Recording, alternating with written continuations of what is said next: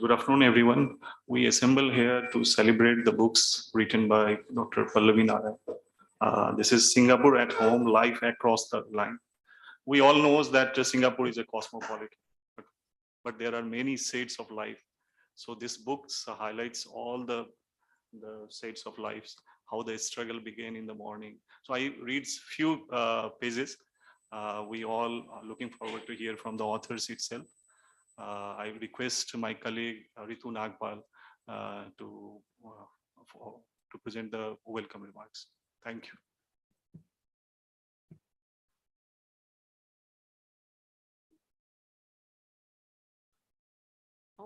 Thank you. Thank you, Sanjay. Once again, I welcome you all. It is indeed very kind and really appreciable that you all have gathered. And indeed, it's after such a long time, it's an opportunity to meet you all in person, So I, on behalf of Team Global Library, would like to welcome you for this book talk. To talk about Dr. Pallavi Narayan. Indeed, there's a lot to talk, but then just a short glimpse of what all she has done, I would like to speak a little about it. Though Dr. Pallavi Narayan has worked in academia and book publishing, and she carries close to 13 years of experience, which is quite listed very well. She has guest lectured at University of California, Santa Barbara, National University of Singapore, Indian Institute of Technology, Delhi, Symbiosis International University. In 2018, she was named the first Frankfurt Fellow from Singapore to Frankfurt Burmese Fellowship Program. In 2019, further, she was sole scholar selected to represent Asia at CHCI Mellon Global Humanities Institute of Challenges of Translation at Universidad de Chal. And during 2020 and 21, she was a member of CHCI Mellon GHI on migration at National Chiao Tung University, Taiwan.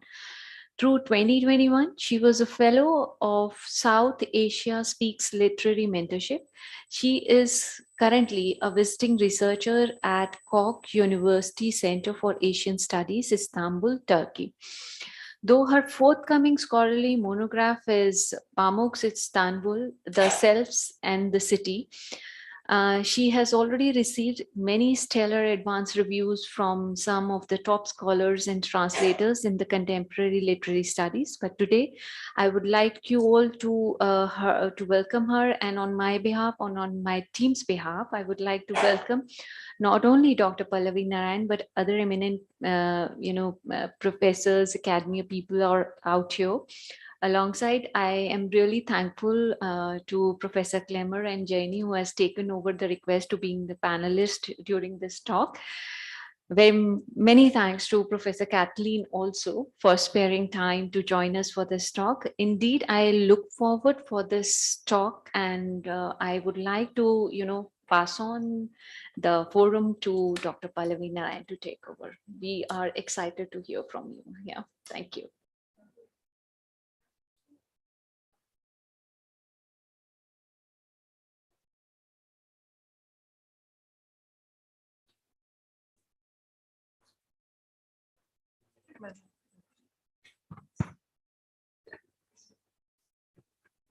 Thank you very much for these kind introductions and words.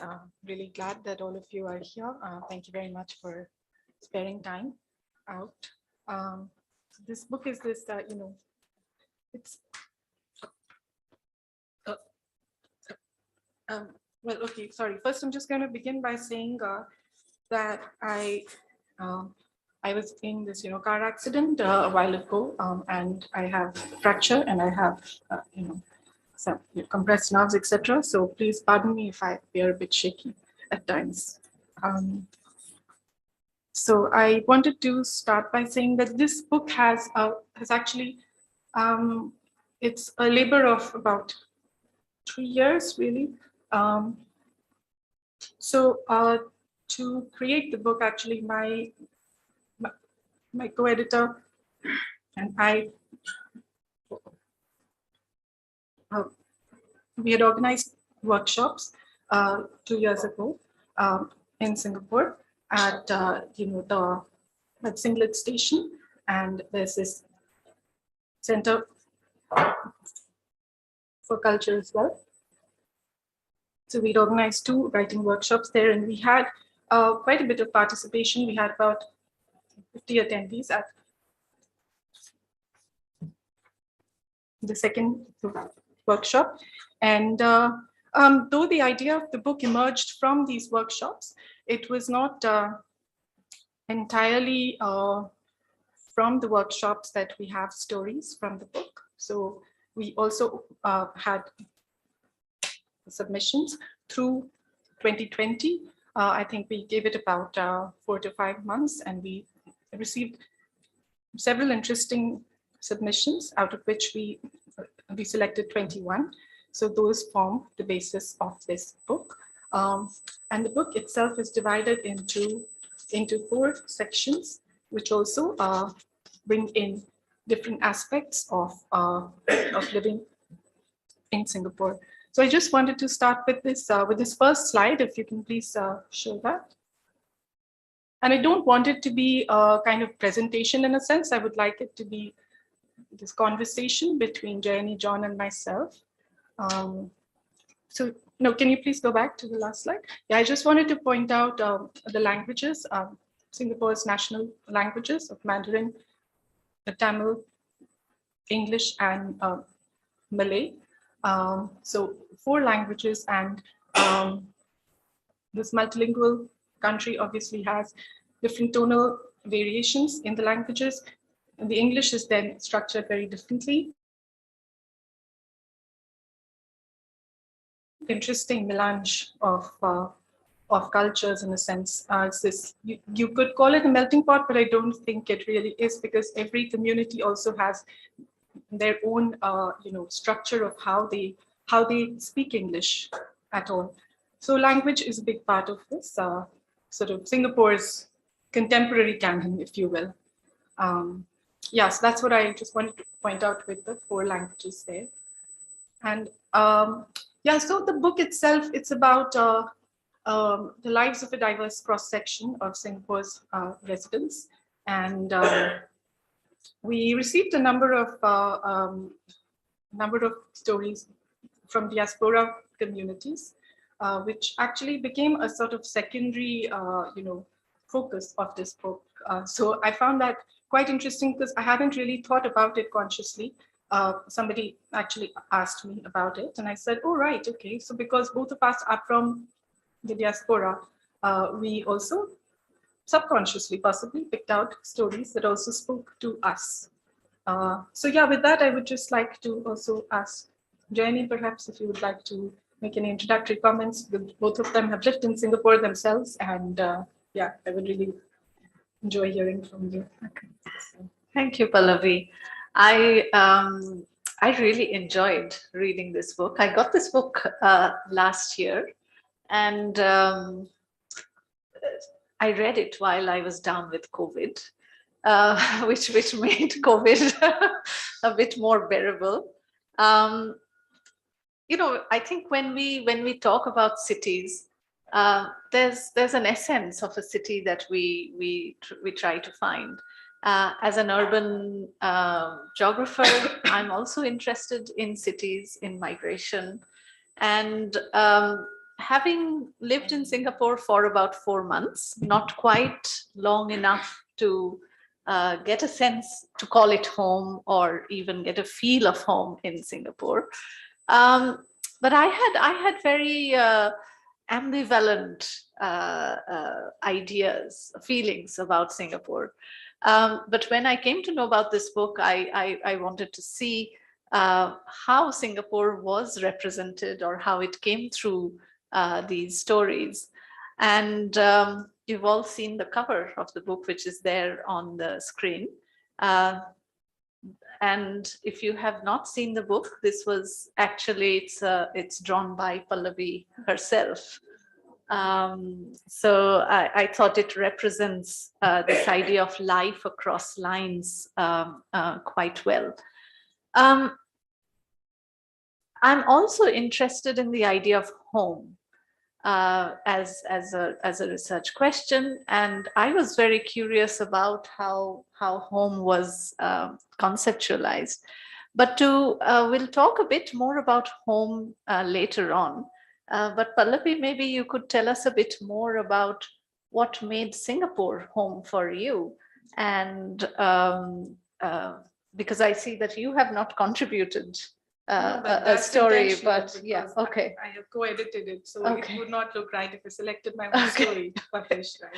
So, So- could you talk a bit about, what made Singapore home for you? Could you go to the next slide, please? Thank you. So these are the main themes of this book, and what has made Singapore home for me. In my first year in Singapore, I actually felt quite lonely.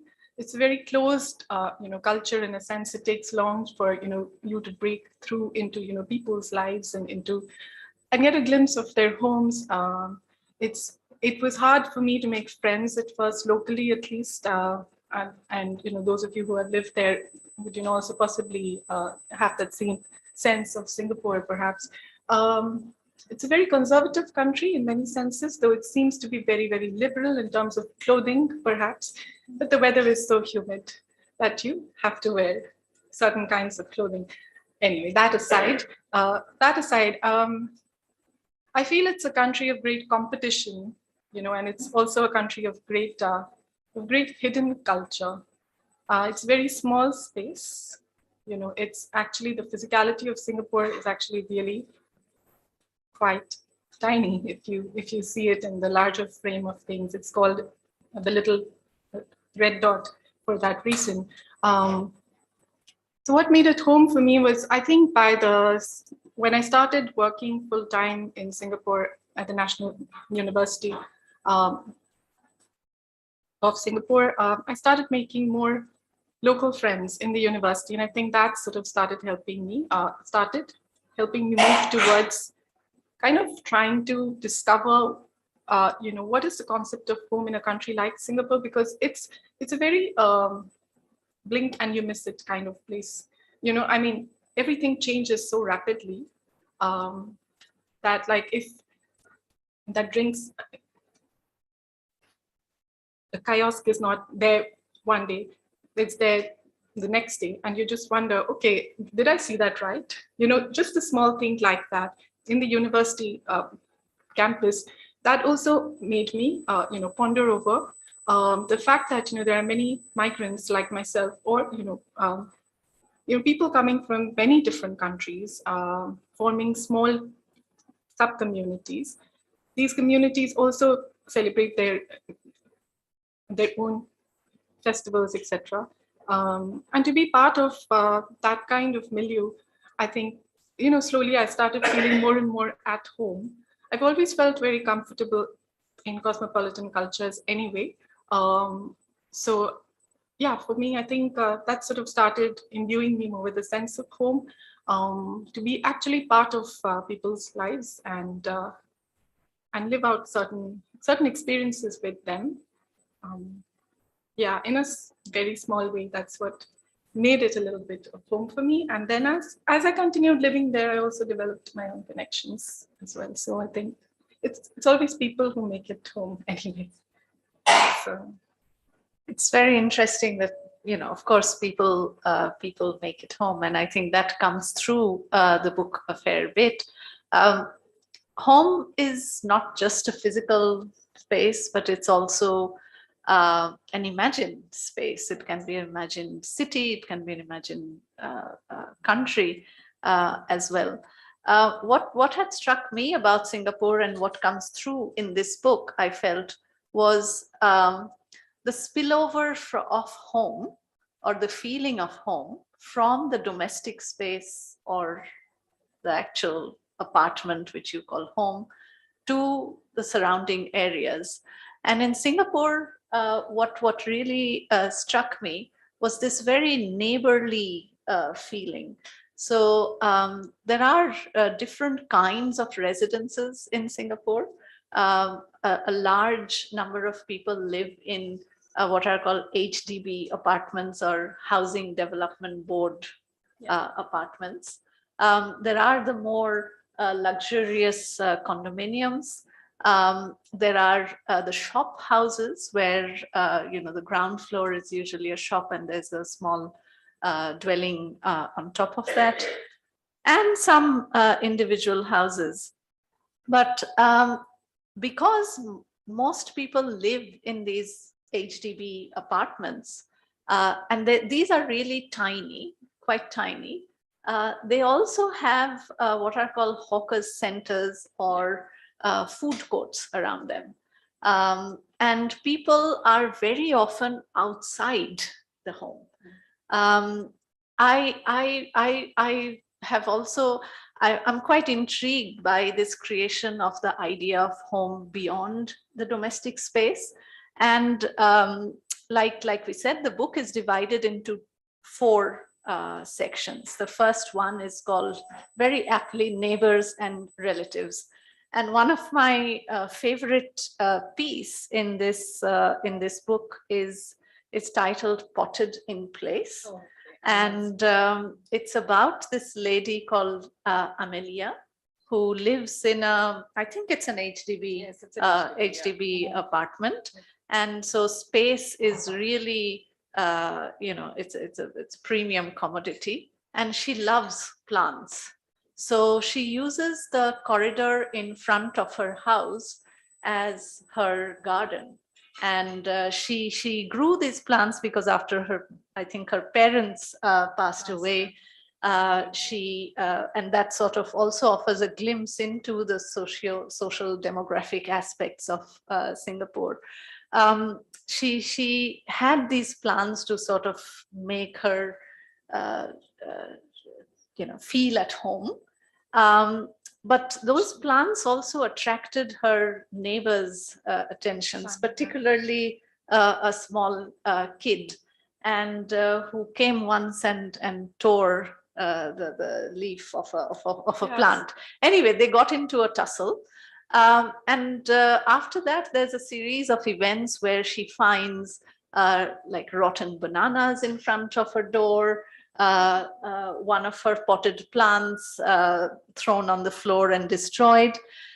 And after several such incidents, she decides to move in her plants, saying that, I retreat into my home, into that space.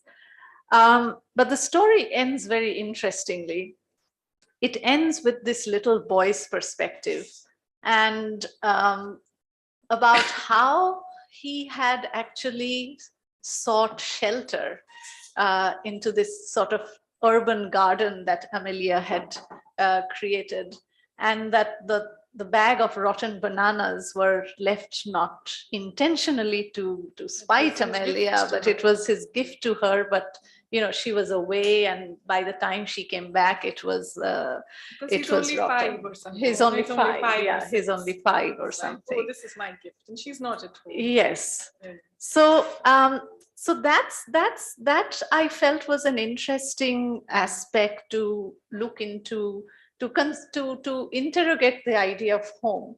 And I was wondering, and many of the other stories engage with this connection with neighbors. Some of the stories talk about connections, and I guess that's what makes the subtitle of the book, Life Across Lines. So these 4 officially recognized communities, Indian, Malay, Chinese, and Eurasian, and how this sort of creates a mix, or not really a mix. So some of the stories talk about these friendships, these neighborly connections across different communities. And I was wondering if you could say a bit more about whether that came up organically in the writing workshop, whether it was a theme. It would seem to me that it's very Singaporean also to have this love-hate relationship with your neighbors. I mean, I guess it's universal, but in Singapore, because of the space constraint, did it come up more? Well, actually, in the writing workshops, we didn't have these themes at all. These themes are what I came up with when I was actually, figuring out what stories should go in what section. And I wanted to sort of echo the main title as well, because Singapore at home is 3 words. So I just wanted 3 words for every section. So 3 words: neighbors and relatives, comfort and sustenance, precarity and tenacity, and home in a way. So I think during the workshops, it was more visceral actually. People's experiences were more raw and to the bone. People were talking about what had happened to them. So I wanted them to also protect their, protect what had happened to them, their own experiences, by also fictionalizing them, because I think that makes it easier for us to be able to speak about certain uncomfortable or discomforting or very difficult or challenging experiences in our lives. And this is why I thought that, we can have personal narratives, but they should all be fictionalized. So some are pure fiction, of course, but some are actually quite personal as well. So you can actually make out in some of them, because some writers don't really want to, retain that. I mean, they have said themselves that this is their own narrative. But for those who didn't want to, we wanted to leave a space open for them. So no, it didn't emerge out of the workshops. It actually came through because of these stories that we actually received. So all of the writers in our workshops didn't also send us stories because time passes and people forget, or people change, or they don't want to submit finally, or they don't want to publish for various reasons. But yeah, the challenge of space is very pertinent in a country like Singapore. As I said, it's very small physical space. There are, I think, only 6 million residents, 6.2, something like that. 90% live in these public housing, which Jayani just talked about, the HDBs. And all of them have these small centers to sit at and eat and relax. So a lot of the life of the home is actually concentrated outside, as she very rightly also said just now, which is why I think looking at Singapore at home could then mean, could have many, could have multi-layered dimensions to it. We are thinking about home as a space, as a physical space, as a room, as this collection of rooms, but we're also thinking about home condensed in certain kinds of buildings and certain kinds of local architecture, also temples, also monasteries, also buildings of that sort, which don't normally come in this purview of home, but could mean home to some of us, right? And so this was the view from my house actually. I had a row of Buddhist temples. Yeah, it's a very beautiful lane. Huh? Yes. Yeah, thank you. Yeah, so yeah, literally I just remembered this view and I drew it from memory. Well, it's a small part of that very beautiful lane, which is about 7 to 10 temples. So yeah, it was a very peaceful, very serene experience living there for a year. And then it changed because HDBs were coming up. So yes, so that was, yeah. John, would you like to tell us a little bit about your experience? Yeah, thank you, Pallavi. I mean, I'm not sure if you knew this when you asked me, but of course, Singapore was my home for a lot more than 4 months. I taught at the National University of Singapore for over 12 years. So very much a place I was attached to in all sorts of ways, right? And I think that was long enough to get to know the place reasonably well, particularly because I was teaching in the sociology department, and it was a large department, over 20 faculty, I think, and almost everybody worked on Singapore, which was rather interesting, because you say it's a tiny country. I mean, it's, if you know, it's roughly triangular shape, but it's what, 26 miles long from end to end and 15 miles wide from top to bottom. So you can't really get lost, seriously lost in Singapore. You know, you're never far from the sea or far from somewhere. So it was my home. And things you said and things that Gianni said. I mean, I used to work a lot with the architecture department as well, who were never consulted by the HDB. And one of the things that the HDB did during the time I was there was build so-called new generation apartments. Because, as you know, what is it? Well over 80% of the population live in housing. This initially is public housing, although people are encouraged to buy it. So, I mean, it progressively becomes privatized. Was in the new generation flats to put in big kitchens, because the assumption was that people love big kitchens. You know, all that space you see in you know, flashy apartment adverts in Western countries and so on, with all that stuff, until they discovered, of course, that nobody ever goes to the kitchen because they eat out, right? On your way home, you probably stop at the little hawker center downstairs and you can eat, or you might buy food, bring it up, eat it in your house.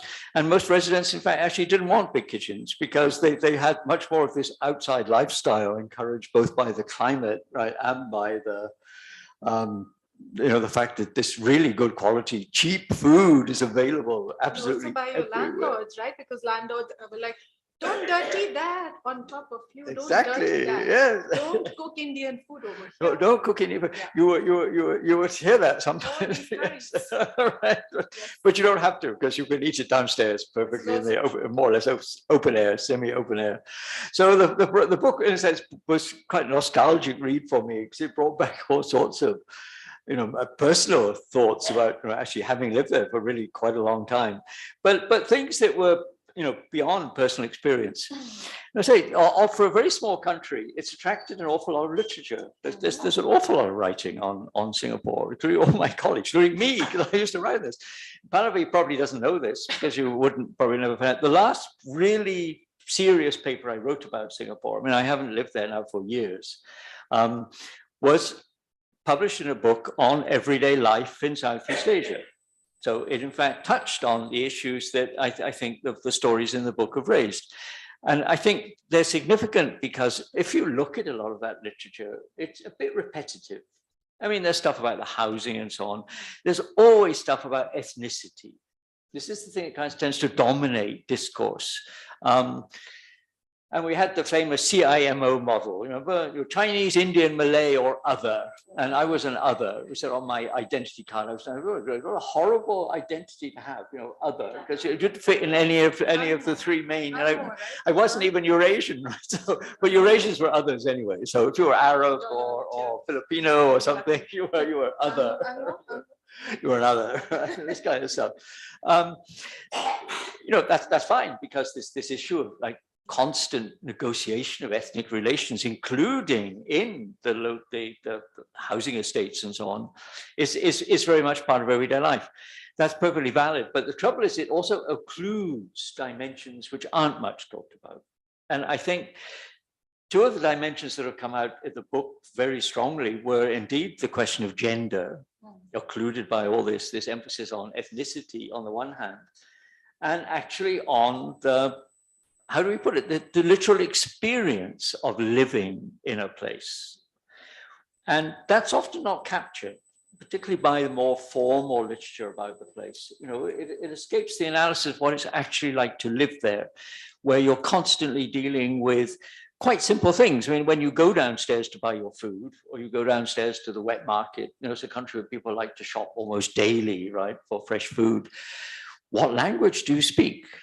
You know, you end up speaking all sorts of odd bits and pieces of Hokkien dialect and Malay and a word of Tamil here and there and this kind of stuff, which was kind of normal. You know, you realize you were speaking this kind of strange Creole, and even English, of course, has been transformed in Singapore to Singlish, right?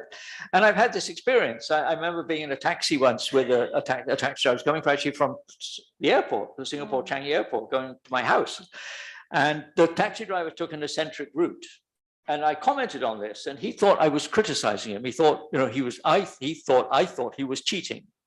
He was thinking, oh, obviously a foreigner, I go the long way around, more on the meter. And I said, no. And he couldn't understand what I was trying to say. As soon as I talked to him in Singlish, he understood immediately what I was trying to say to him. He said, no, I think just why did you come this way? I've never been this way before from the airport. It's a little unusual. Oh no, there's another flyover somewhere, this kind of stuff. So language gets transformed.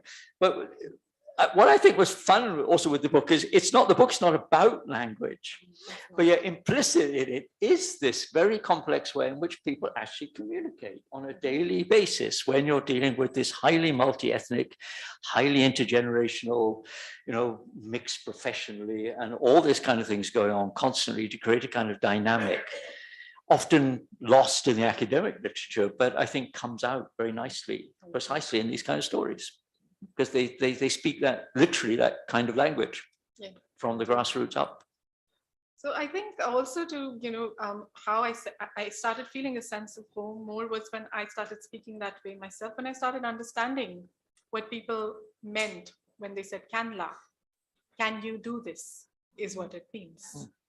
Or "canla," I can do this. It just depends on that tonal variation, how you are speaking it. Can, yes, of course I can. And so on and so forth. I'm just giving a very simple, a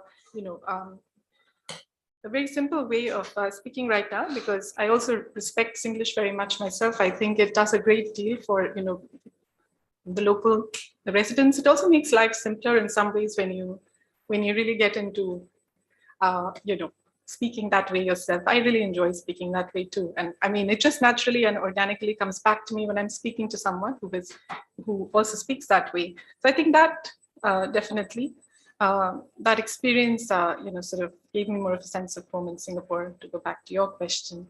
But also the book has to do with dualities, dualities of, not just black and white, but also yellow and brown.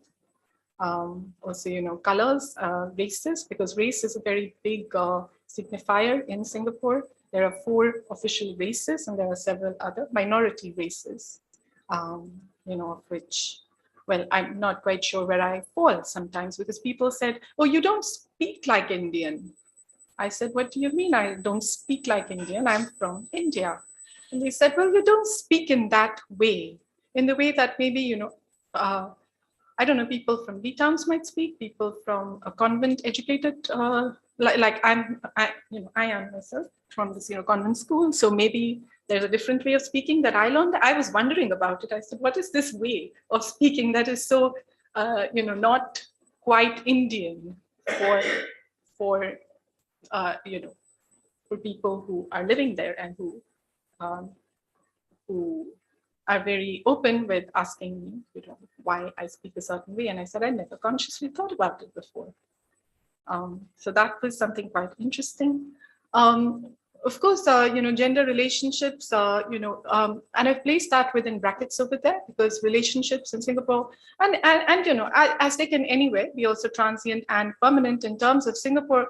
However, because there are, people coming and going all the time, there are people who stay for like 2 years, 3 years, 4 years, and then go off again. There are migrant laborers, domestic workers, etc., who are also there for contracted periods of time. So therefore, their living arrangements have to, of necessity, be transient. And so you may have 3 people sharing one room. You may have 4 adults sharing one room. You can have dormitories of domestic workers. I think it's also described in one of the stories in this book, November Hope. Yeah. By Rolinda, this a Filipino domestic worker. And I think a number of the stories, also about overlapping, bridging, overriding boundaries, because boundaries in terms of gender becomes a very troubled space to negotiate tensions within. And especially in, when space is at its premium, as you had rightly pointed out, Jenny, at that time, it's very, it's very complicated as to how to figure out if you're overstepping boundaries of, somebody who's from somewhere else, somebody who's not from where you are from. So where are you from then? And I'm going about this the longer way, so to say, because I just want to, think about it, poetically. If you think about it, where are you then coming from? And what are you trying to do with yourself in Singapore? What are you trying to transform into? Because those of us who've lived there for longish periods of time, I think that's what we have contended with. Our featured writers, I just wanted to show you all their names because they are the ones who have made the book what it is. It's a melange of Malay, Indian, South Asian in general, and also Chinese, settled Singaporeans, immigrants, migrants, expats. You have everybody writing, very different kinds of stories, but which sort of fall into certain sections that we have created for the book, of course. There is, of course, the focus on home. So home is something that I have been researching for a very long time. It's there in my monograph also, which also comes out this week, actually on Friday. So yay. So the self and how this self changes, what kinds of spaces the self occupies. If you think of territory, then what does this new sense of self do in a new territory? When you are shifting, when you're migrating, when you're moving, this sense of mobility, of movement, what is this giving to the self? Would you like to comment on that, perhaps, Jeremy? Sure. I was also, I was thinking of home beyond the domestic space. What I really liked about the book, and there are some absences as well, which I would like to talk about. I like the fact that the book engages with the domestic space, but also beyond. I like the fact that there is a fair bit of emphasis on domestic workers in Singapore, which I think is also quite ubiquitous, if not in the HDB apartments, but maybe more in the condominiums. Yes, that's right. So the November Hope, it's just a just about 2-page chapter written by Rolinda Onates Espanola. And she's a Filipina domestic worker. While domestic workers labor extensively to create this sense of home, I think some of the stories also focus on this very at times tensed, but also poignant relationship between the workers and the employers. And there are several stories that focus on this. Yeah, at least three stories, yes, on domestic workers. Ranjini Rao's, for example, that's also. Yeah. What I also liked in connection with the idea of home is that I was thinking more around, along the lines of the city as home, and how the city becomes home, really, because I think that's what the title of the book suggests, Singapore at Home. And the stories are, while they are all located in Singapore, I felt that various other places also come into play. So there are references. Of course, Singapore is a place that is heavily defined by and through migration. So there are always references to other places, other cities that go on to define Singapore and shape the idea of Singapore at home. So I thought that was quite interesting. there were two absences that I was thinking about a bit, and I was wondering if you could share your thoughts on that. I don't think there's a single male. No, Oh, there is one. That's Ken. Yeah. So apart from Ken, all the stories are written by women. And while home is, you know, it's lived, I mean, both men and women share homes. So I was wondering about this absence, not that the absent in stories, but the fact that the women are writing about home is something men should also write about home, I feel. And why do you feel that that didn't sort of come through? So that was one. And the second absence that I sort of noticed is while the fourth category in the Singapore demographics is other, it's also Eurasians. But I couldn't spot a Eurasian character unless there is. Okay. I mean, there's a Eurasian contributor. Okay. Via Fenglau. Okay. Yes, and she talks about her character's experience of being Eurasian in Singapore. But she's also foreign because she's lived in the US. Yeah. So she's coming back. Yes, I wasn't quite sure there. Okay. Yeah. So about that's interesting. First absence journey. We were asked this at two other forums as well, and the Singapore Writers Festival being one of them last year. The thing is, in our workshops, we had an equal number of male and female writers. But when we finally, decided on the title of this book, I think the word home, maybe my sense of it is that many men did not send in submissions. We did receive some, we didn't select some because some of the writing was not up to our mark or it didn't fit the kinds of themes that we had conceptualized for this book. But I have a feeling many men did not submit because the home is seen as the woman's, precinct, this domestic interior space. Even now, I mean, because after all, it is still Asia.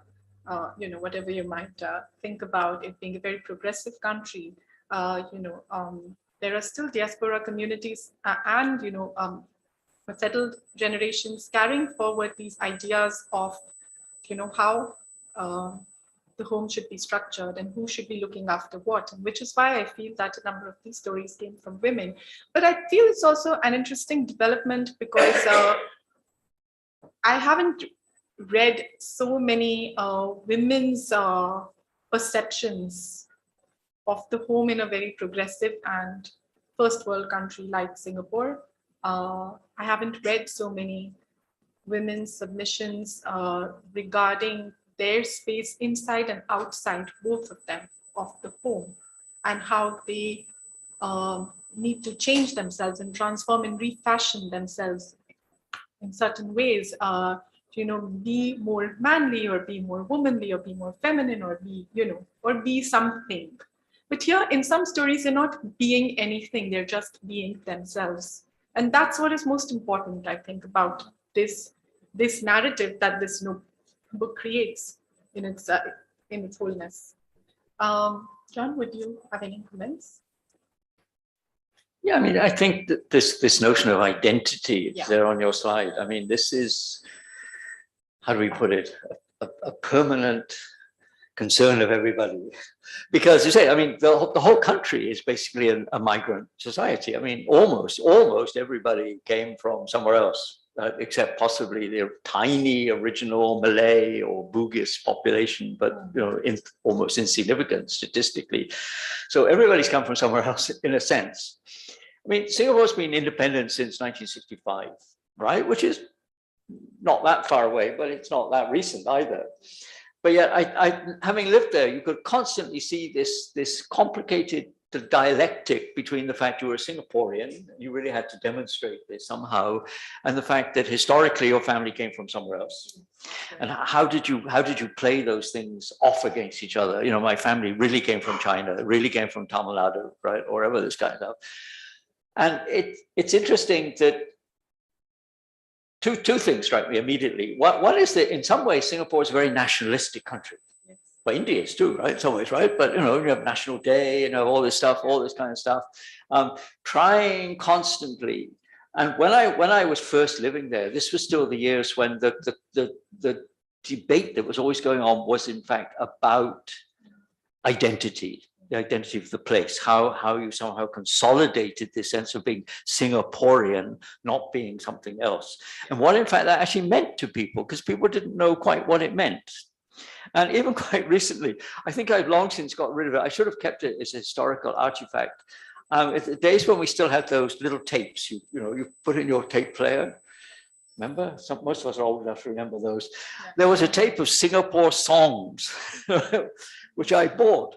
And I mean, they were so terrible that, I mean, people were trying desperately. And in fact, there was even an attempt one time to come up with a national dress, which was 1/3 Chinese, 1/3 Malay, and 1/3 Indian. And of course, nobody would be seen dead in this dreadful outfit, right? It was quietly abandoned, right? There was an attempt to define national values, which turned out to be basically Confucius with a little bit of Southeast Asian extra, right? And that was quietly abandoned because it didn't stick in this kind of funny way. Well, what I think I also got from the book was the idea, I mean, tell me if this is my correct reading or not, right? Was that what stuck has not been the nationalism, it's not been the attempt to nation building. That was the phrase people always use, always nation building. That doesn't run very deeply. What really has happened is that people have simply somehow learned to live with each other in this always complex way, but yet you have a kind of settled complexity. Does that make sense? Can you have settled complexity? You know, orderly chaos. Something like this. And that's the daily reality. And I think that's fascinating, in fact, when people do this. Because when we talk about identity, you know, we're often looking for like one thing. I am whatever, and I can tick that box. And very few Singaporeans could tick one box. But yet we find, of course, that it works. And it works in a... Yeah, because everybody's proud of being Singaporean. I think because it's a very young state, you know, it also needs to develop that notion of national identity and national values and cultural values, and so I think that's something that is aligned with the obligations of being Singaporean as well. What does it mean to be Singaporean after all? What does it mean to serve in that national army? What does it mean to wait for somebody serving in that national army? Why do you need to serve at all? Because it's a small nation and it needs to be protected. So I think that those are very pertinent points you brought up, John. And there are these transforming constructs of gender, location, family. Where are you from? What is expected of you, which also change. I mean, I think I've changed considerably since I lived there, because I had to also find, what is the sense of being Indian over there? Do I want to belong to India in Singapore? What am I thinking of myself over there? How am I transforming internally? How am I growing?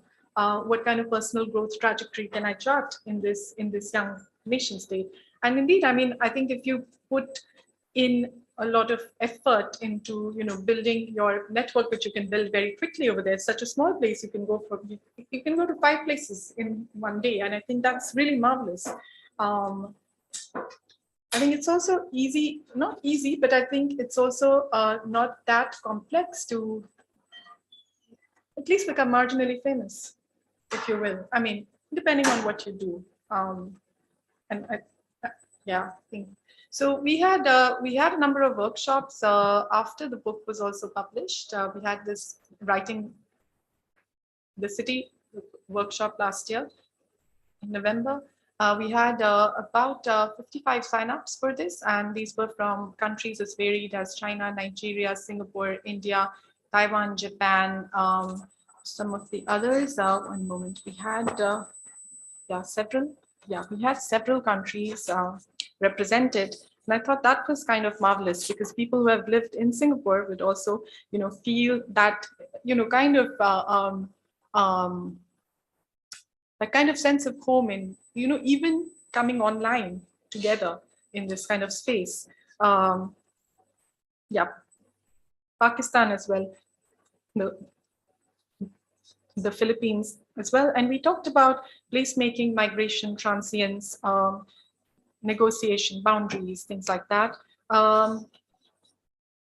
And I think what really characterized our, book events was a sense of respectful compassion for all these varied experiences, because some of our experiences have not been always very easy in Singapore as well. I mean, in terms of racial harmony, I think, that's something that is touted. I think in actual practice, there is certain kinds of disharmonies as well, but you have to either learn to live with it, or you find your way around it, or, you start speaking differently, or you become a little different yourself. And yeah, so this was our Singapore Writers Festival event last year. So that was a great honor for us to have the book released there. We had this discussion with my co-editor, who's second from left, and our moderator and two contributors. And yeah, this was about half an hour. We did not have much attendance because of COVID restrictions, so people weren't allowed to come, and I think only 15 people could attend, but we did have, it streamed and so on. So that was a great, yeah, and the theme of this was actually guilty pleasures. So I think for a number of us, the guilty pleasures centered around food, because food in Singapore is really one of the most vibrant in the world. I mean, globally. So like, give me dim sum anyway, any day, and I'm happy. I'm that dim sum girl. So that's, yeah. And then we had this National Library Board Singapore Literature Book Club event, and we had about 47 attendees from countries as varied again as Singapore, Malaysia, China, India, France, the US, Chile, Nigeria. And yeah, we've had readers buy the book globally, which is quite interesting. So I feel that so many countries are represented in Singapore that we have had a global reach. And I have, there's one thing I wanted to point out. The book has got footnotes. Now, footnotes is not normally used these days, because we want to make it, we want to talk in the language of the place we are coming from, and we don't want to have to, tell people this is how to read us. But on the other hand, I wanted to have footnotes because for me as a newcomer to Singapore, certain things were quite unclear. I didn't know what to make of them. I didn't know what certain words meant. I didn't know if I was reading them the right way, if I was reading people the right way. So I needed to, have this sort of guidebook in a sense. And for those who have, not lived there, I think this creates that, sort of glossary. I could have done it as a glossary, but also when I'm reading, and there's this word that comes up here, and then I'm like, oh, but there's nothing below, and I don't know what it means. Am I going to really Google it? I don't think so. I'm just saying this because I was asked about this, by one of my moderators, and I'm just preempting that discussion, I think, though nobody's brought it up yet. But anyway, that's one more thing that I wanted to point out. And so, yeah, so we had this online as well last year. It was a really great event. I think about 10 or 12 of our writers read from their works. So yeah, it was a wonderful way to bring people together. And many of our writers are not even living there right now, because they had to scatter, and go back to their own countries, just like I had to, because we all know what happened in the last 2 years. So, well, yeah. And then earlier this year, in March, actually, I read at the Migrant Book Fair of Singapore, and they had asked me, what were the kinds of struggles that I had faced while writing, while conceptualizing and putting this book together. So one of the struggles was that I actually had COVID when I was proofreading the book last year. So the proofs came in on the 11th of April. I had COVID from the 9th. So, but yeah, in a sense, I felt it was kind of a gift to proofread something that was so close to my heart and that had so much of me in it, even if I have not written any of the stories. The way that my co-editor and I have conceptualized this together. I mean, we are friends, so it's been a great pleasure working on the book with her. Yeah, to read at the Migrant Book Fair, I think was this, significant honor in a sense. It also honors the migrants who have written in this book, and the migrants that, in a sense, all of us are those who are part of this book, and many of us who are also part of, part of this, company today. So yeah, that's one more thing. I think that, yeah, Jayani, would you have any more comments? No, I don't. I thought I would, I think writing about Singapore, you had a sort of slide on writing the city, and I think that was one of the workshops. Yes. And I think writing about home in Singapore is also writing about the city. Yes. You cannot really escape the city. And another favorite sort of story in this book was The Gardeners of Lim Tai Si. Yes, that story is really beautiful. And I thought I'll just read a bit Actually. to sort of see how, because I think those of us who also work on the city find it, and ideas of home, find it very difficult to use a language that expresses that feeling of the city, or what is the essence of the city. And this story is about a young woman from North Bengal, Jhumpa, who gets married to an Indian, I assume a Bengali too, Salil, who grew up in Singapore. And she moves to Singapore trying to create a sense of home in a very new place. And her husband is very busy and travels a lot, so she's really on her own.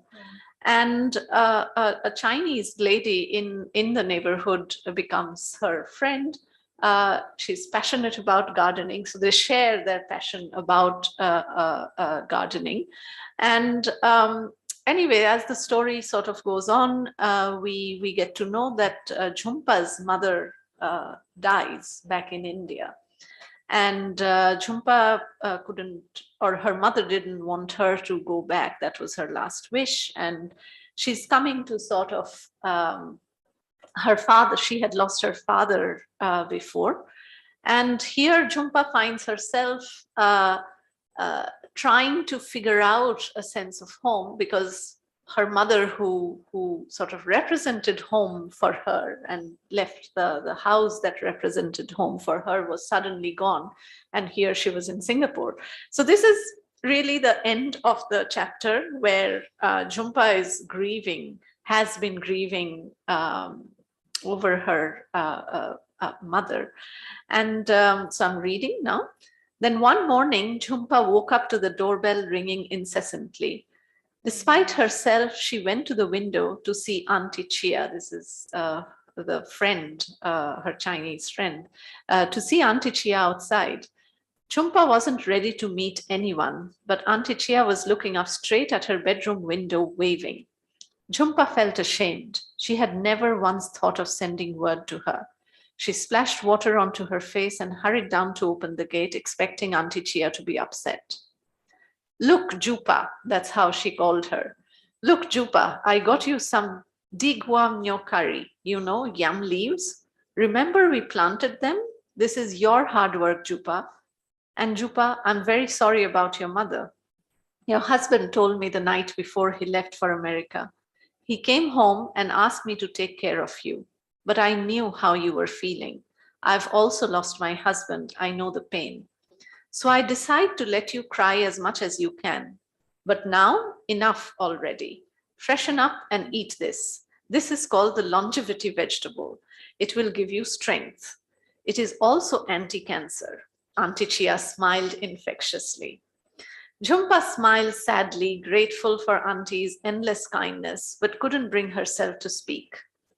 Okay, I go now, but I'll see you tomorrow morning. My old knees need help, Jupa. The patch opposite house 12 has long won grass. You better come, Auntie lightheartedly threatened. Jhumpa had her first proper meal in days. She took the day to gather herself and face the life she had ahead of her without her mother, without Jalpaiguri, without a home. What was the meaning of home anyway, Jhumpa reasoned. For Jhumpa, home was a place with her people, a place where she spoke a common language, walked known roads, and met familiar people. Home was the smell of roasted tea leaves, hanging clouds, and festivals.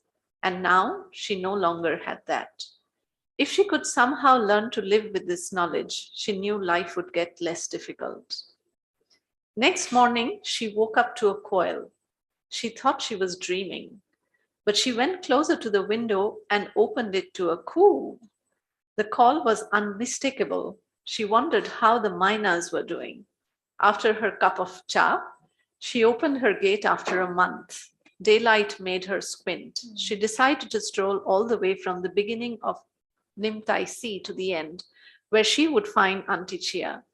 As she looked on, she was caught unawares. It was a sight to behold. Lim Tai Si Walk was flanked on either side with blooming marigolds. Jhumpa stood in the middle of the road with tears of joy and grief gleaming in her eyes, not believing the uncanny timing of the blooms. Earlier in the story, she talks about how marigold reminds her of home. Auntie Chia appeared from behind her and said joyously, "Remember these, Jupa? These are the seeds from my sister's garden that we had sown. They turned out to be marigold. See how they seem to be welcoming you?" Overwhelmed with feelings of an insight her heart had just deduced, Jhumpa hugged Auntie Chia. "I think you should go home for a while, Jupa," Auntie said tenderly. "I am home, Auntie. Home is where the marigolds are," Jhumpa said, hugged her tighter as she hugged her tighter. She felt lighter, as light as the clouds that drifted over her head when she ran down the rickety roads of Jalpaiguri. She went home and texted Salil, her husband. "I felt and smelt mother on Lim Tai Si today." A few days later, Auntie Chia and Jhumpa visited Hun San Temple to offer prayers to Jhumpa's ancestors and mother. So I thought that was a wonderful piece that brought together food, but also, very sensual aspects of the cities, imagining the idea of home. So could you tell us a bit about this workshop of writing about home, and whether it brought out, or writing about the city, sorry, and whether it brought out these different aspects? Yeah, well, thank you very much for reading, from that story. Aparna's story is actually very beautiful, and it has been, a number of writers in Singapore have actually complimented her on it. So I had to really press her to write it though, because she thought it was not worth very much. So I think all of our stories are worth very much though, because it's all these stories that make up these, narratives of the city after all. And so,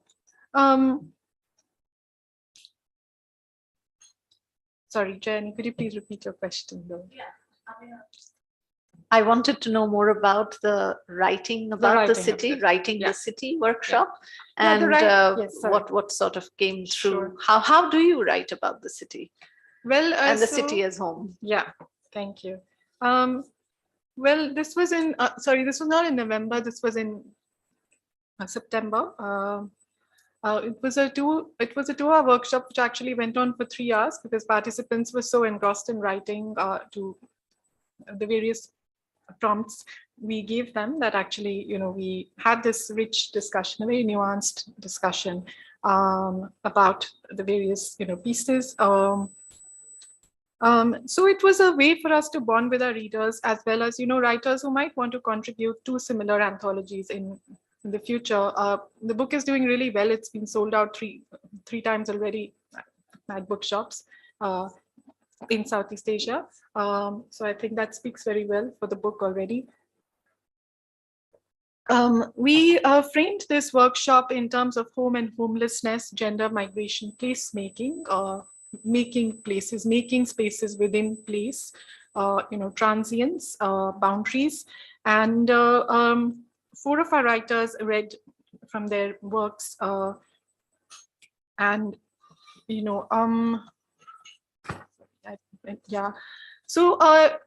to our prompts, they actually wrote about the heartache and trauma of transitioning homes in terms of physical spaces, in terms of lived spaces, but also traversing great distances to be in this new space, to be in this new sense of home, to create a new sense of home, to bring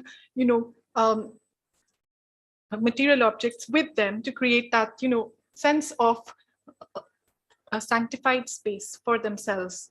I mean, after all, we have to treat home that way, is what we then came to, this conclusion. Also about migrants as they become local. I mean, in that becoming, there is a certain negotiation of boundaries that, that one needs to overcome, or one needs to transition through.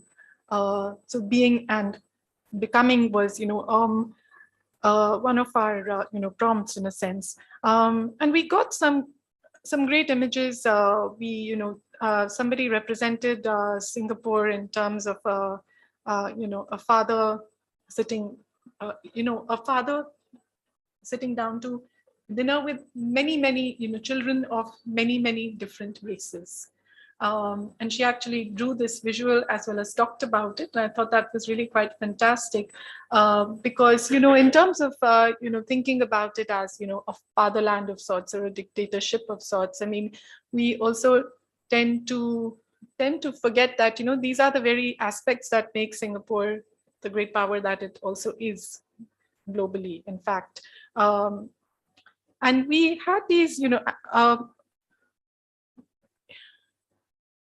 so this large family, sitting together was likened to this presidential table. We had this battle between some of our contributors as well. And actually, some of the stories emerged a little bit from the workshops prior to this. Of course, this was, after the book's publication itself. So, this was about actually dealing with the spaces that the book already covers, but also transitioning into other aspects of migration and migrants. John, I wanted to ask you if you had any specific stories that you enjoyed in the book. Well, there were lots, but because they stirred up some of these broader thoughts. We're saying that Singapore was historically a society of migration, but in a sense it still is. Yeah. People come and go. I forget which story it is. The nice Punjabi girl who sets off for college in Canada, comes back having cut her hair and wearing jeans, and nobody will marry her. Yeah. The parents don't know what to do with her because she's got so far from their version of Punjabi culture. And I that is still very much going on. People do come and go. It's very open. And if I'm not mistaken, something like, correct? Yes. They're not just temporary migrant workers. You take the bus driver's probably from China now, and counting all the maids from the Philippines, Indonesia, China, this kind of stuff. And I think that's illustrated in the book, that dynamic is still going on. Yeah. It's open in that kind of way. At one level. At another level, you've got, in a sense, those quite conservative cultures, but living in a state of kind of hyper-modernity. It's hard to find anywhere more modern than Singapore, in a way. And that sets up yet another fascinating dynamic, because people, again, I think, are moving between those, and they've resolved it in ways, say, totally different from the way the Japanese have resolved it, where they're living perhaps with a similar kind of not dilemma, right, but living with the desire to maintain a certain cultural conservatism while living in a highly modernized and technological society. And one small thing that it's not a criticism of the book, it's not illustrated in the book, is that despite all this mixing, the rate of interethnic marriage is very small, is very low. Indeed. And except amongst a couple of exceptions. One is amongst the Muslim community, where Malays marry Muslim Indians and people marry Javanese and this kind of stuff. To some extent amongst Christians, who are quite a substantial population in Singapore as well. Or amongst actually European men who marry local women of any ethnicity. But quite apart from those sort of gross statistics, what struck me about the story you read, just the bit of the story you read, Jani, is that a Bengali marrying a Tamil in Singapore may as well be an interethnic marriage, because you're going to have issues of language, you're going to have issues of what are the kids going to speak, what are we going to eat? Right? They will speak English. They probably speaks English, right? Whatever it is, right? So that still exists, where there are multiple levels of that kind of constant trying to figure out where you stand in relation to everybody else, this kind of giant kaleidoscope that is in permanent motion, which goes to partly what makes it so interesting. Well, I wanted to ask if anybody would like to contribute to the conversation. We've been speaking for very long. And yes, Maz would. Oh, wow. Yeah. I don't know where to start. I'll list them out. You can answer the ones that you feel like. One was about the role of your co-editor. I didn't quite, I didn't get much of a sense of your co-editor. I'd like to hear about that. So in terms of the bookmaking. Yeah. I had a formalist query. Is there a style and a form that you see emerging in these stories of the Singapore short story? Like a lot of the conversation was about the Singapore short story. Okay. I mean, that's an interesting question. So, I mean, we heard a lot about the sociology of Singapore itself, but stylistically, what is happening in these short stories with regard to it? One was political, since John was talking about how, I'm forgetting the term you used, settled complexity, settled anarchy, settled complexity. Settled complexity, right? Yeah, to define the intermingling of cultures and living together. But is there something that is also the hegemonic, or what is the hegemonic? Within that, is there a hegemonic thing in Singapore? I mean, the power group, does that come across in the short stories? Translation. I work with translation. Did you try to incorporate stories from, I mean, you did say in the beginning there are 4 languages. Yeah. But did you try to incorporate stories from different languages? Are there, I mean, how did you work with that? Or is it primarily English? Okay. And finally, your commentators here are also people who have some connection to Singapore, and mostly you've talked about people who have connections to Singapore, attending the workshops and describing what their relation to the stories and so on. Have you gotten responses from people who have no connection to Singapore? How do you think the stories relate to people who are not from Singapore? Okay. Thank you. Okay, I would request both of you also to respond to whatever you feel is pertinent to your discussion. But about the role of my co-editor, we actually, she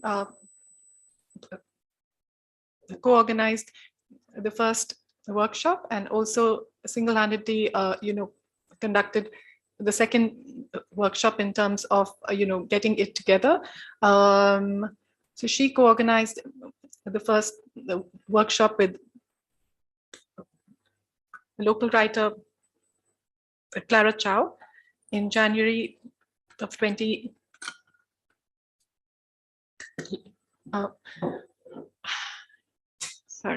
January 2018, and I was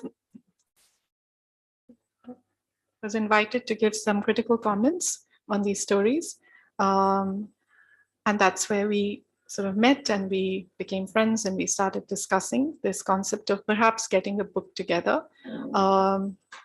It was quite exciting at that point in time because we hadn't ever done this before.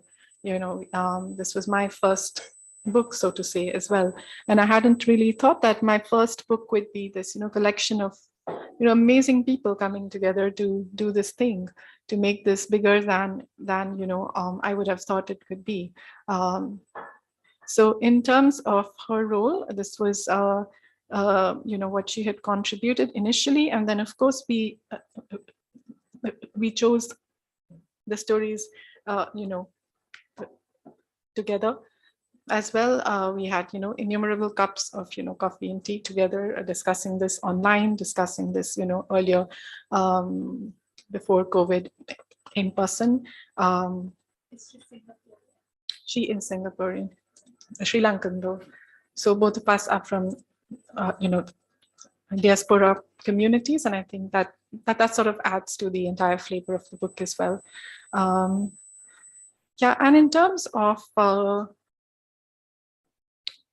translation, no, we accepted stories only in one language, English, but all the stories have got intonations of the 4 languages that are also spoken in this, multilingual space. But we wanted the stories to reach out to global audiences, those who have never really visited Singapore or been there, or, so in order to respond to also your, last question as to how, people outside Singapore can also think through Singapore through these stories. I think in a sense, that's why I've provided these, notes as well for those who can think, who don't really know those nuances or those, cultural codes, in a sense, that can help. They can help you break through in a way into seeing houses and homes, which, I have had difficulty seeing in my first couple of years there.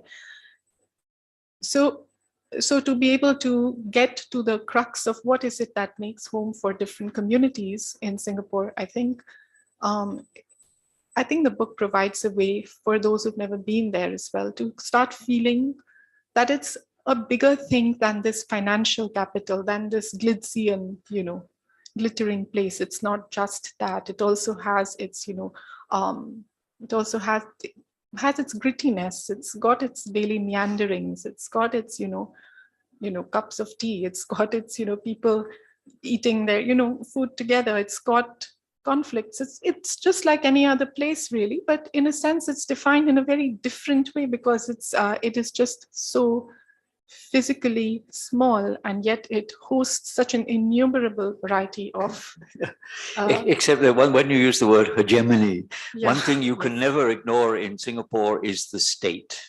It's everywhere. I mean, including in language policy, including in, I saw something on one of your slides down in the corner. It said something about speak better English or something. Yeah, sorry, yeah, it was just, yes, there we are. Yeah, so that's actually good English movement. an organization. Okay. Exactly where you find that kind of public WTC and propaganda Speak Good constantly. English movement together work. Yeah. Right. Yeah, speaking proper English, so to say. Proper English.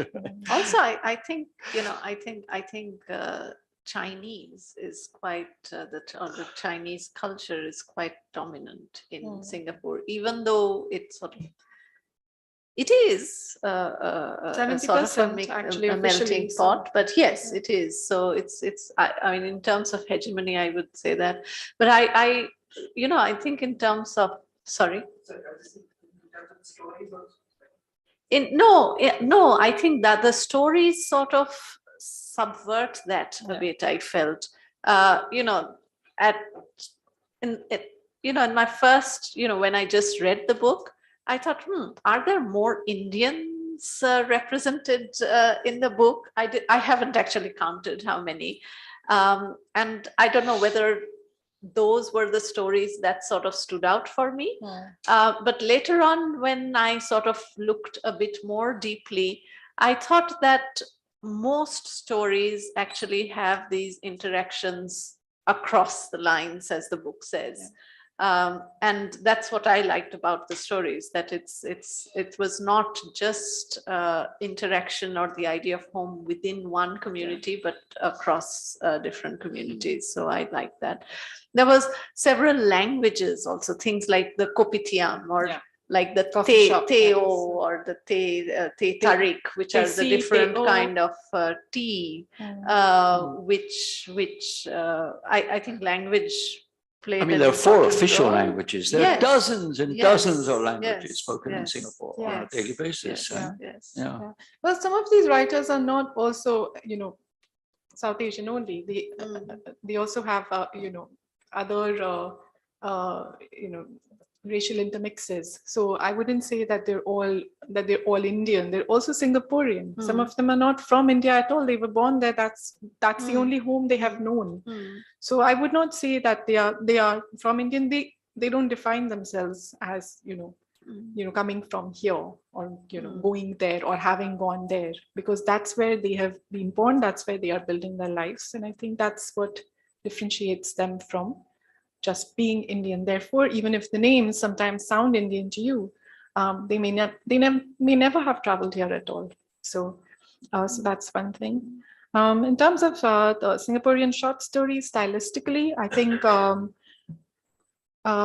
we weren't really trying to be very stylistic in this book. We just wanted to get the narratives of people subconsciously perhaps like us, who have also not had the chance to voice their narratives within the larger framework of the Singaporean narrative, so to say. Because I think in modern times there is, or in contemporary times rather, there has not been so much focus on, on like Bangladeshis, Pakistanis, Indians, and Vietnamese, Thais, Filipinos, whoever, Indonesians, Malaysians, coming from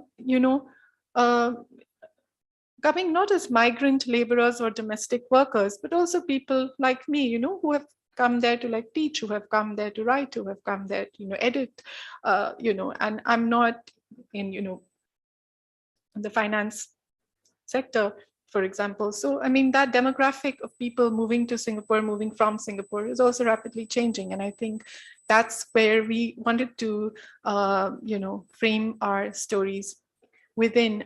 It is the story, some of them have received compliments from significant Singaporean writers. Some of the endorsements are from them on the back of the book. We can pass around a copy later, or you can have a look. It's in the library anyway, so you can also borrow it and read it.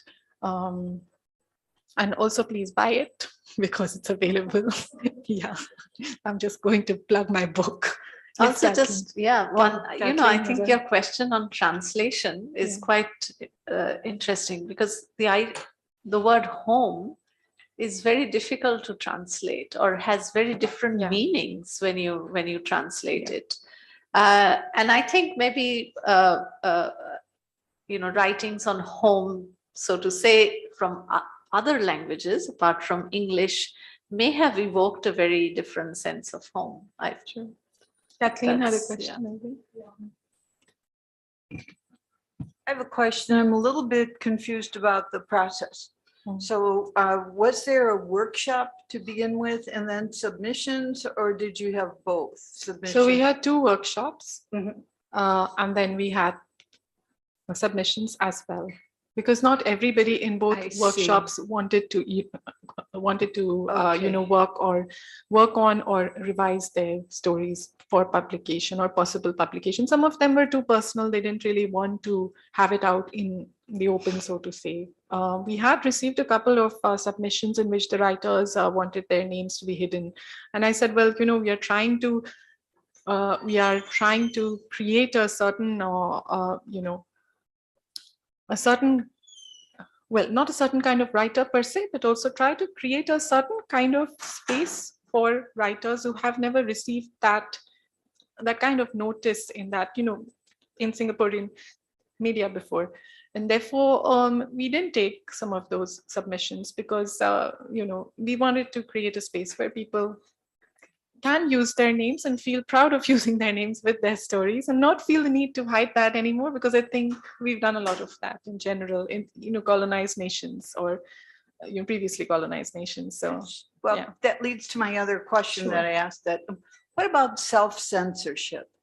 I'm saying that because there's often an emotional part, a detail of what you're feeling, what's happened to people, that, to make it into a nice story, and I don't mean nice, but it's sort of a nice story.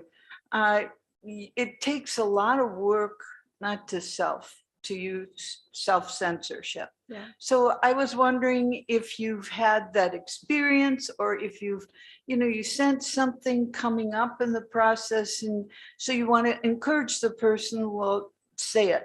You sort of said it there, don't be afraid of using your name.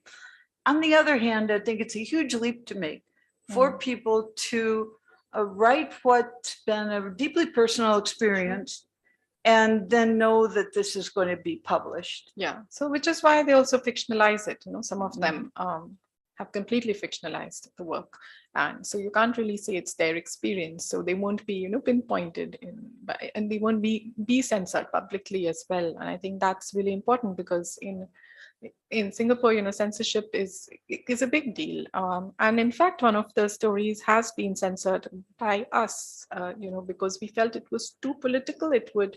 It would land us in trouble, because this has been published over there. It's not been published here. And so it could not be sold otherwise, So one of the stories was deeply critical of the government, and we didn't, and we asked the writer to change certain aspects, and she was also not very keen on using her own name. But once she changed it and revised it, she was happy to use her own name after that. So yeah, we were a little troubled by that, but the story was just really very good, and we wanted to keep it. I'm not going to name it because I don't think it's fair. I don't think it's fair. This is going live on YouTube. I don't really want to do that to anybody, but yes. Actually, I think that's more likely to happen in theatre in Singapore, where issues of censorship and criticism really have surfaced, right? So much writing, short story writing. Yeah, but I think we have to wrap. Yes, There is a next event. Sure, also. of course. So, ladies and gentlemen, a very good evening to all. It gives me immense pleasure to deliver the vote of thanks for this event to all book lovers assembled here and also virtually connected through YouTube. I would like to thank our own faculty and editor of these books, Dr. Pallavi Narayan, for approaching the library for organizing this book talk. I would like to thank Dr. Jayani Banerjee, Professor and Associate Dean, Academic Affairs, Jindal School of Liberal Arts and Humanities, and Dr. John Robert Clemmer, Professor of Social Anthropology, Jindal School of Liberal Arts and Humanities. I also like to thank our library directors, colleagues, and students and staff members. And last not least, our beloved intellectual audience for making this function a good initiative. Once again, thank you to connecting us physically as well as virtually. 2 copies of these books will be available in the libraries. So you can check out 1 copies and 1 copies will be available from the reference. Thank you very much. You can also buy, yeah. Sorry? Here are the links. Just outside the this venue, snacks is available. So please join us. So, Yeah, thank you. this event was actually organized quite at short notice, so we couldn't arrange for copies to be sold. So that was a bit of a... Thank you very much, Jenny and John. Thank you. Well,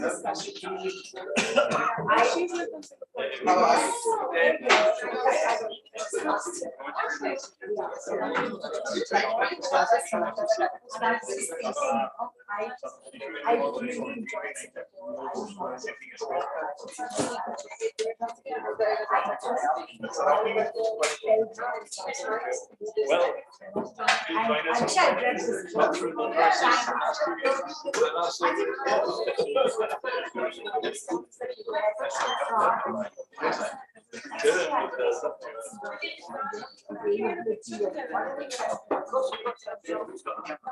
will not use my phone. Mars has got a great phone. And I wish I wrote this book. I can't read it. Yeah. I just can't. Yeah, I'm the last. I'm the last. I think your name somewhere. Probably outside class. Diane, can we get a picture? Oh, yeah, could be. Yeah, I live in Turkey. You know, I need to rush. Okay. So I'll see you. Nice to see you. Most welcome. Thank you guys for I'm really happy. Yeah. Really Thank you. happy. Thanks, Jen. Can you take a picture? Yes, I'm sure. Yes, this is good. Yeah. Okay, I guess. Take a photo. Yeah, photo. The chair. Yeah, with your camera also. Oh, really? Yeah, his camera is very good. It's the latest. Oh, wait. Thank you. Thank you. Bye-bye. Thank you so Catherine, much. can you have the picture? Yeah, here You with the should book. just do the people. We should take the book. John's copy. Yeah, this is John's. I guess mine is. John, yes. Or whichever. Hello.